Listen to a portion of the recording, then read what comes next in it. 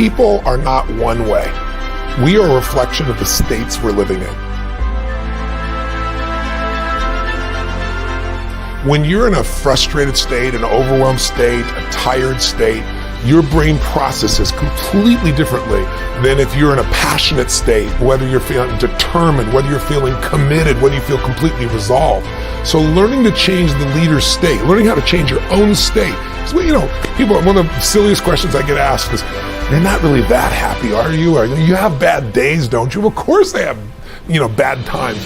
But I don't have bad days anymore, and it's not BS. It's because I've trained myself like an athlete to go in these peak states so often that they're just natural for me. It's like building a muscle. So it's not like I'm so smart or I'm just so positive. It's just like, why would I waste my time stressing out? I have a 90-second rule. I'll stress for 90 seconds, but stress is not going to solve it. Let me put myself back in a different state. And so the way I do that is I use my body. Because I've done this with athletes for decades, with billionaire businessmen. I've been teaching for years that a radical change in your body instantly changes your biochemistry.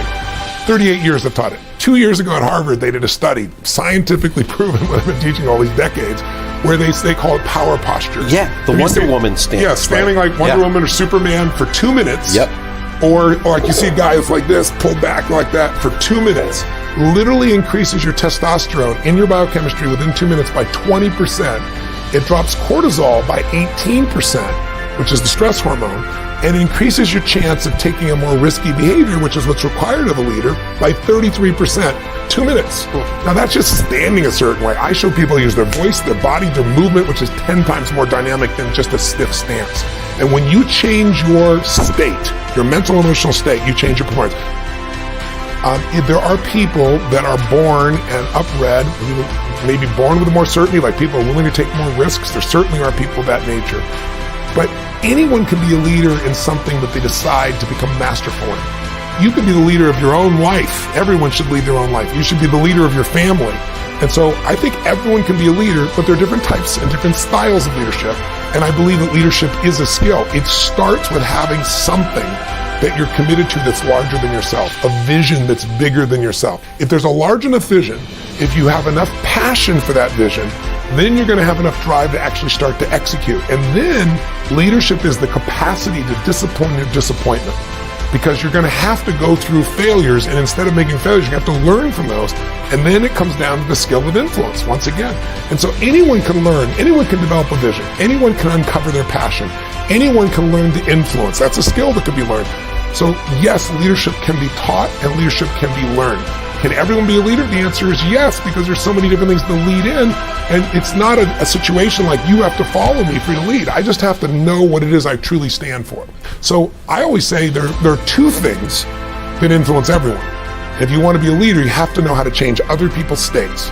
A person is in a no state, a person's in an angry state, a person's in a frustrated state. You have to be able to influence their state, because if you change their state, you're going to change the result they get. But the second thing you have to understand is, what are people's blueprints? Blueprint's my shorthand for what are their values? What do they believe? What do they fear? I always say to people that life is found in the dance between what you desire most and what you fear most. If I want to lead you and support you, I got to know your goals, your desires. I got to know what you're scared about, what you're fearful about, what stresses you out. And if I understand that, I can communicate in a way that'll inspire you to maximize, not only when I'm here, that's management. Leadership is I'm gone, and you've raised your own standard, and you're going to continue to perform at a higher level. Well, how should they think about failure? Yeah. They've got to look at it as learning. I mean, anyone who is incredibly successful has failed more than other people. You just don't see it because they got back up so fast and they learned from it, right? That's really how it is. The fastest way to avoid failure is not to learn by your own experience, but to learn by other people's experiences, right? The way I believe in compressing decades into days. And the way you do that is modeling, once again. Finding someone who is the most successful in the world. It's taken them 20, 30 years and digging in and figuring out what is the core essence of what's made them successful. What are the failures they had? What did they learn from them so you can avoid them? So but the other part is you also have to know that success is buried on the other side of failure. It's buried on the other side of frustration. It's buried on the other side of conflict.